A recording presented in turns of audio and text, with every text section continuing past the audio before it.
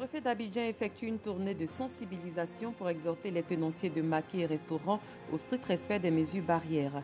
Ce mercredi soir marque la célébration de la Nuit du Destin, citée par le Coran comme étant meilleure que 1000 mois d'adoration. Bonsoir, vous suivez le 19h sur RTI 2.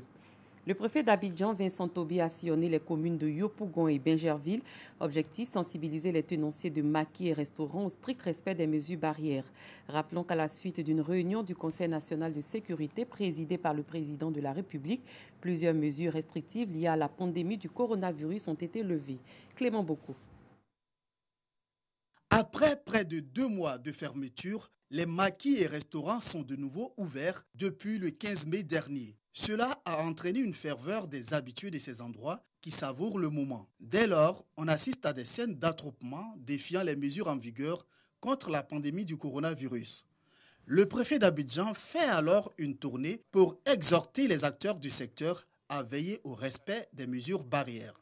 Le nombre de chaises, plus le nombre de personnes qu'on doit accepter dans notre local. Ce n'est pas facile, mais on essaie de mettre de l'ordre. Mais les gens ont commencé à comprendre, puisque nous-mêmes on a commencé à faire un tri au niveau des clients qu'on reçoit dans notre cadre. Au quartier Toit-Rouge, dans la commune de Yopougon, Vincent Tobi s'est entretenu avec la plateforme des propriétaires de maquis, bars et restaurants de Côte d'Ivoire. Si nos amis ne veulent pas respecter ce que le gouvernement nous a dit et que nous avons demandé au gouvernement qu'il a dit, ouvrez vos maquis pour que vous puissiez travailler pour nourrir des familles. Si ceux-là ne veulent pas respecter, nous serons obligés de les fermer. Nous appelons les maquis à plus de responsabilité individuelle et collective pour que les mesures qui ont été prises se poursuivent et qu'on arrive à des mesures meilleures pour mettre un plein fonctionnement de l'économie.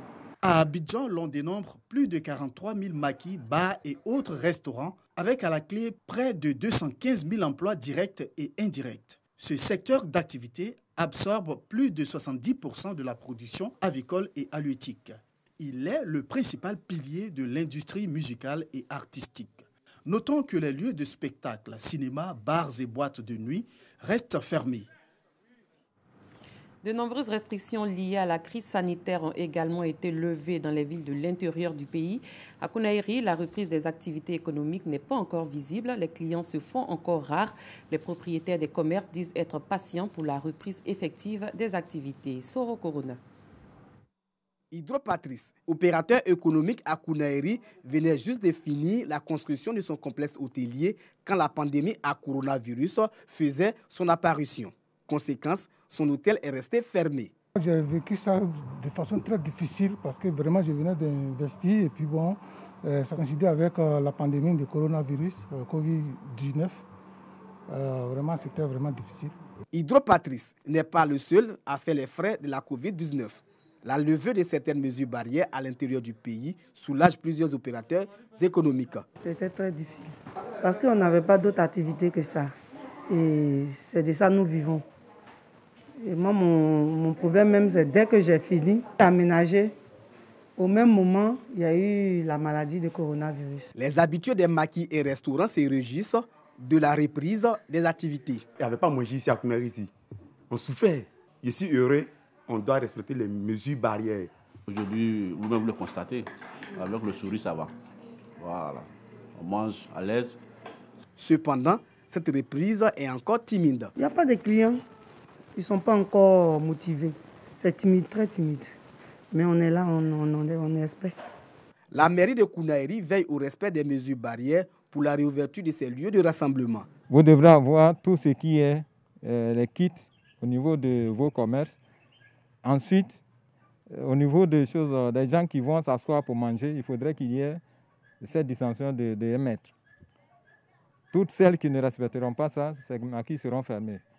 À Kounaïri, les lieux de culte ont repris du service, mais dans le strict respect des mesures barrières. C'est la distance entre deux personnes, c'est respecté à peu près 1 mètre. Ici, l'évêque nous a dit d'attendre un peu avec prudence, seulement de commencer dans la semaine, la célébration, dans les petits villages, qui sont des petites communautés. Avec timidité, les activités économiques ont repris dans de nombreuses localités du pays. En attendant d'atteindre la vitesse de croisière, les opérateurs économiques souhaitent le soutien de l'État. La Société coopérative des négoces des produits agricoles a offert une rupture collective du jeûne de Ramadan aux autorités locales, guides religieux musulmans d'Agboville. Un geste pour soutenir le gouvernement dans le plan de riposte de lutte contre la maladie à Covid-19. Bintou Pekele, Dangui. Échanger autour d'un repas. Nous sommes à la rupture du jeûne de Ramadan, initié par la Société coopérative des négoces des produits agricoles, SYMPA. Au centre des discussions, la pandémie à coronavirus. Il s'agit pour les responsables de cette coopérative de sensibiliser imams et acteurs du développement de la région de la Niébi-Tiassa à redoubler d'efforts face au coronavirus. Nous avons profité de l'occasion pour partager avec nos collègues pour qu'ils sachent que le Covid-19 est là, mais on ne doit pas se laisser. Quand on a l'imam, vous voyez, c'est tout Agboville qui est là. On a aussi les chefs des villages qui sont là. Et il faut s'encourager pour vivre avec. Et il faut sensibiliser. Il faut se parler pour que les gens puissent savoir qu'effectivement, en se parlant, on peut trouver la solution. C'est tout ce que nous pouvons faire. Aider le président de la République en partant au fin fond de la brousse pour faire entendre les producteurs que cette maladie-là est une maladie qui tue. Présent, le préfet de région a saisi l'opportunité pour rappeler aux uns aux autres l'importance du respect des mesures barrières. J'ai voulu ce moment-là partager avec l'ensemble des opérateurs du secteur café-cacao pour leur dire une fois de plus que la situation a été difficile pour nous tous avec la Covid-19, mais il faut qu'ils tiennent bon et nous sommes là avec eux, le gouvernement avec eux. C'est la communauté musulmane, le respect de la distanciation sociale lors de l'observation des prières de groupe. En respectant ces mesures, nous serons à même de faire que la maladie ne s'installe pas ici, dans la Niébi-Tiassa, où jusqu'au jour d'aujourd'hui, nous avons 0 cas. Au nom des invités, l'imam principal de la grande mosquée d'Agboville s'engage à servir de relais auprès de la communauté musulmane dans la lutte contre la Covid-19. Si la coopérative veut vraiment inviter ses frères musulmans, je crois que, alhamdoulilah, ça c'est la religion. Et je crois très bien que je serai auxiliaire devant ma communauté pour pouvoir vraiment véhiculer ce message-là et l'encourager mes fidèles pour dire que vraiment c'est islamique. Donc, alhamdoulilah, je crois que le message est bienvenu. La Société coopérative des négoces des produits agricoles SYMPA compte plus de 3500 producteurs de café-cacao. À ce jour, ils ont sillonné plusieurs localités de la ville d'Agboville pour appuyer le plan de riposte contre la Covid-19 lancé par le gouvernement. La communauté musulmane célèbre ce soir la nuit du destin au Laylatul Qadr. Ici en Côte d'Ivoire, la cérémonie officielle se déroule sous le coup de 19h dans les locaux de la radiodiffusion télévision ivoirienne en présence des autorités. La nuit du destin est citée par le Coran comme étant meilleure que 1000 mois d'adoration, 83 ans et 4 mois. Selon le prophète Mohammed, prophète de l'islam, cette nuit est l'une des nuits impaires des 10 derniers jours du mois de Ramadan. Au cours de cette nuit, les portes du ciel s'ouvrent et les anges et l'esprit descendent sur terre. Le Coran est descendu sur terre la nuit du destin. C'est aussi lors de cette nuit que s'écrit le destin de l'année en cours, conformément à la volonté de Dieu. Les Amis des malades et des personnes en détresse, une association, a fait don de 200 kits alimentaires à des familles modestes vivant dans la commune d'Abobo. Cette association entendait ainsi soutenir les actions du gouvernement dans le cadre de la lutte contre le coronavirus et assister également la communauté musulmane en ce mois de Ramadan. Pagaso Rokoni. Amour et compassion envers les malades et les personnes défavorisées pendant le mois de Ramadan. C'est l'opération dont bénéficient ces veuves, ces orphelins et ces personnes à faible revenu vivant dans la commune d'Abobo, qui reçoivent ici des vivres et des non-vivres. C'est une initiative de l'AMAPAD, les amis des malades et des personnes en détresse. L'acte que nous posons est un acte d'adoration. Le prophète sallallahu alayhi wa sallam nous dit « Aide ce qui est sur la terre et celui qui est au ciel t'aidera », qui est Allah subhanahu wa ta'ala. Donc, d'abord, le prophète nous demande de nous entraider entre nous. Donc, c'est une sorte d'adoration. Et cette adoration est récompensée par Allah subhanahu wa ta'ala. Bien accomplir le jeûne musulman, mais pas seulement. Ces dons de l'AMAPAD s'inscrivent aussi dans l'élan de solidarité engagé par le gouvernement ivoirien dans le cadre de la lutte contre la Covid-19. Avec la pandémie de coronavirus, cette année, le ramadan, c'était un peu compliqué, mais par la grâce de Dieu, on remercie le Seigneur, grâce à l'imam, à la nourriture, le sucre, l'huile, ça va m'aider beaucoup. Ces dons que nous avons reçus, en tout cas, ça va beaucoup nous aider. Parce que dans ce temps-là, les pandémies, nous ne sommes pas musulmans, c'est vrai, mais nos maris sont bloqués à la maison. Depuis tout ce temps, ils ne peuvent pas sortir pour aller au travail.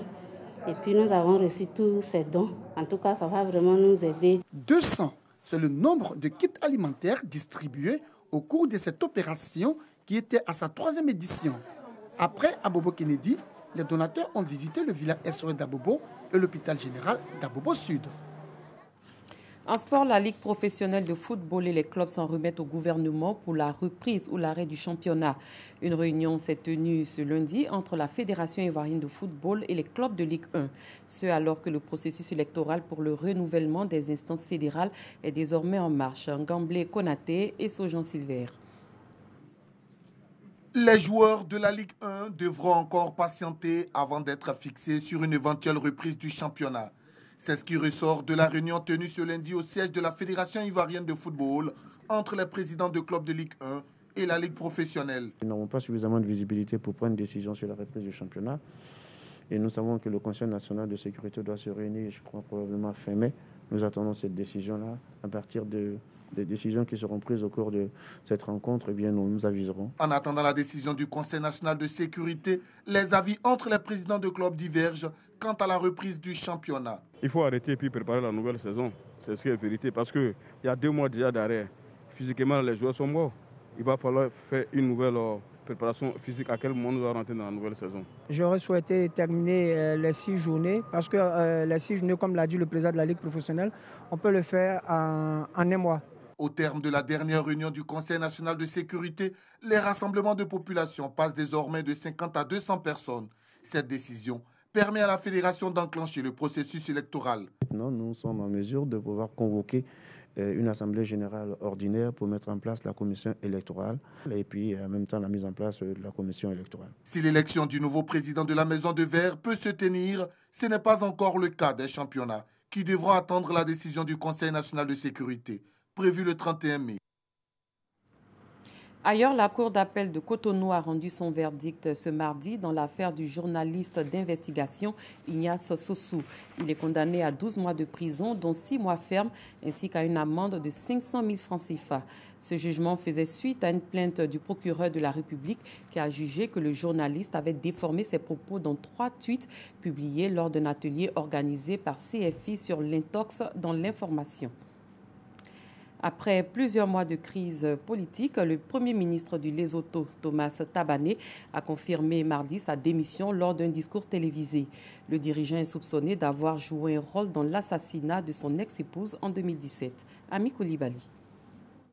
Le Premier ministre du Lesotho, Thomas Thabane, a officiellement présenté aujourd'hui sa démission, qui met un terme à la crise politique suscitée par sa mise en cause dans l'assassinat de son ex-épouse en 2017. Au pouvoir depuis 2017, Thabane, 80 ans, doit être remplacé à la tête du gouvernement par l'actuel ministre des Finances, Moeketsi Majoro. Son propre parti, la Convention de tous les Basotho, ABC, et sa coalition gouvernementale le pressent depuis de démissionner, mais l'octogénaire s'est accroché à son poste. Sur médiation sud-africaine, la coalition gouvernementale s'est alors engagée à permettre une sortie digne du Premier ministre. Mais celui-ci s'est à plusieurs reprises refusé à fixer la moindre date pour son départ. Il a fallu que la coalition lui retire son soutien il y a une semaine et annonce que le Parlement se réunirait le 22 mai pour approuver la nomination d'un successeur pour que Thomas Thabane finisse par rendre les armes.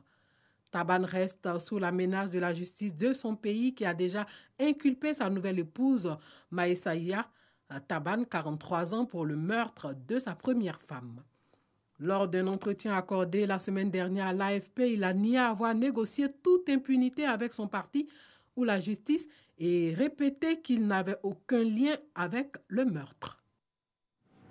Des députés de la République en marche, alliés d'anciens marcheurs, ont officialisé la création d'un nouveau groupe parlementaire composé de 17 membres ce mardi matin. Ces députés disent être mécontents de la politique menée par le gouvernement depuis 3 ans. Ce 19h est terminé. Merci de l'avoir suivi. Très bonne soirée et excellente nuit du destin à tous les musulmans d'ici et d'ailleurs. À très bientôt.